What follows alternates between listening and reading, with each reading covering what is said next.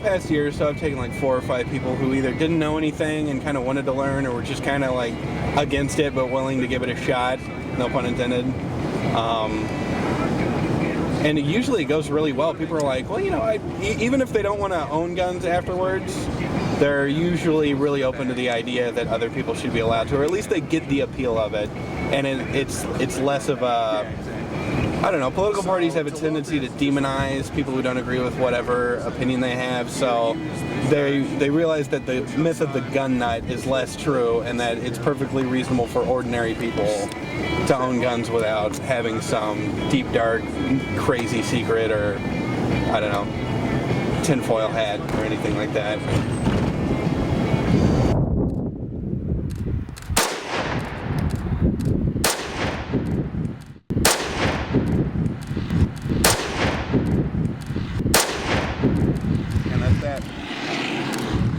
I like guns. To me, they're a possession and a hobby, more or less. I've got a number of guns, as you can see, and I've owned a lot of different guns over the years. I always made the statement, I can't afford to trade houses or trade cars or trade wives, but I can trade guns once in a while, if they have different ones. I probably own 50 different varieties of guns over the years. Even if I don't fire it, it's something that I enjoy owning. I mean, some people collect stamps, other people collect coins, other people collect comic books.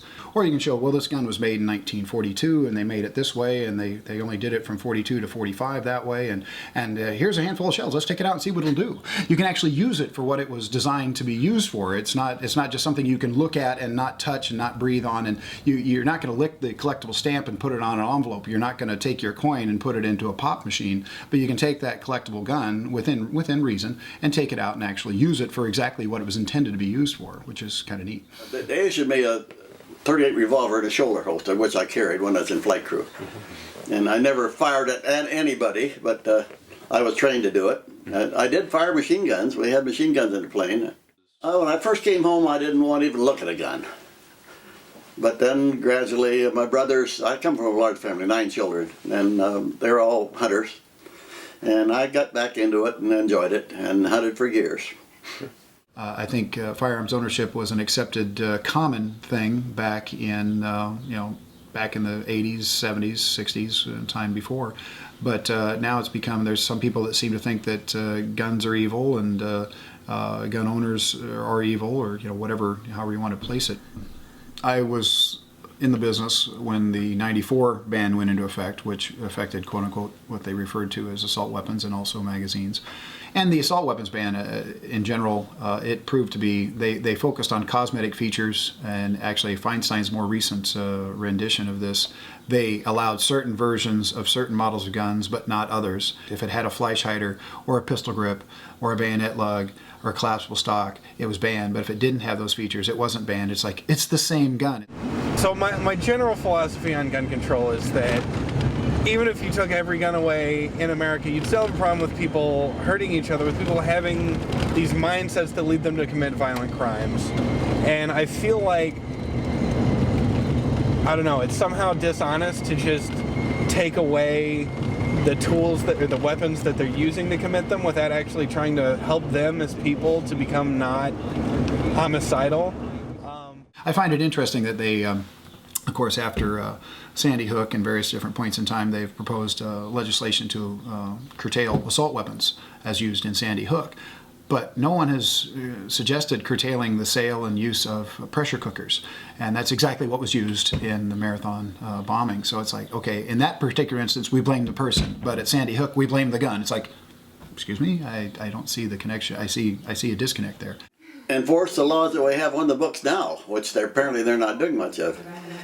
In Iowa, they do check you for purchases, background checks at a gun show, but in most states they don't.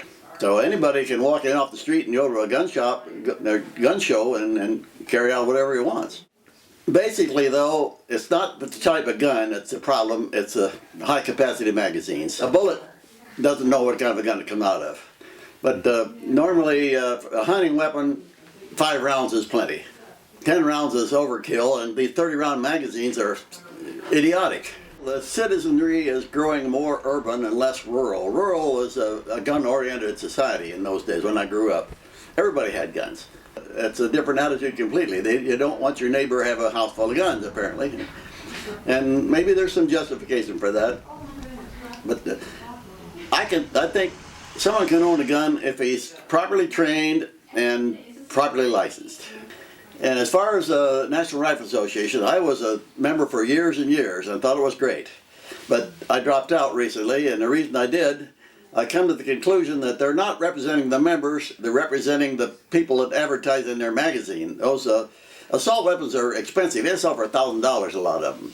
And you look at their magazine, it's loaded with ads for assault weapons, and that's big bucks for them. They're using their membership to advance their own legitimate profits. An NRA member for 4 years now, and at first I wasn't thrilled about it because I didn't feel like they spoke out for the cause, the specific firearms-related causes I believed in. That's changed. They are now more in favor of concealed carry, more in favor of the constitutional, the more, I guess you could call it extreme, the more literal constitutional interpretation of the Second Amendment, and in favor of quote-unquote assault weapons, which I believe to be a misnomer.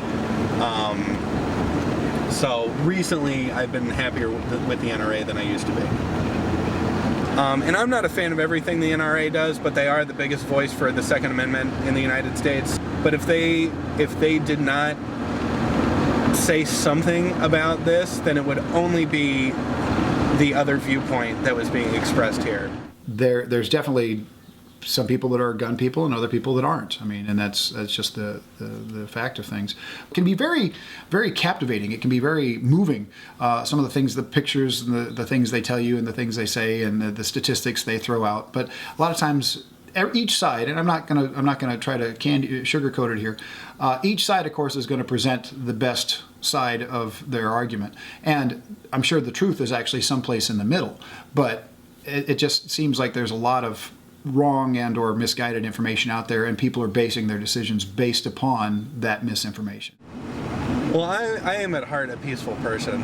Violence for me is always a last resort. I feel like for everyone who concealed carries, it's a last resort.